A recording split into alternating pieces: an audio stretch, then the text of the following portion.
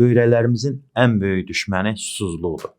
Amma diqqət yetirmək lazımdır ki, suyu çox içmək də, az içmək də böyrəyimiz üçün zərərlidir. Böyrəklərimiz bədənimizin süzgəcidir. Əgər suyu biz az içdikdə sidik bədəndə qalır, eyni zamanda böyrək daşları yarana bilər, hətta böyrək çatışmazlığına qədər gətirib çıxara bilər. Ona görə mütləq gündə 6-8 stəkan su içmək lazımdır. Əgər biz az su içiriksə, sidiyin rəngi tünd sarı olur, ağız quruyur və yorğunluğumuz artır. Su faydalıdır deyib bir oturumda 1 litr, 2 litr su içmək də olmaz və yaxud da həddindən artıq çox su içmək olmaz. Hər dəfə bir neçə saatdan bir stəkan su içmək daha faydalıdır böyrəklər üçün. Böyrəklər çox gücə düşmür.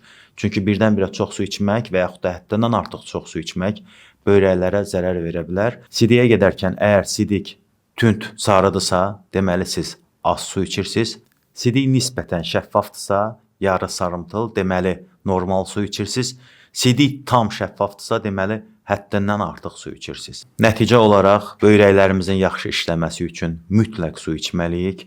Bu suyun miqdarı çəkiyə görə, boya görə 6, 8, 9 stəkan ola bilər. Bundan artıq olmamalıdır.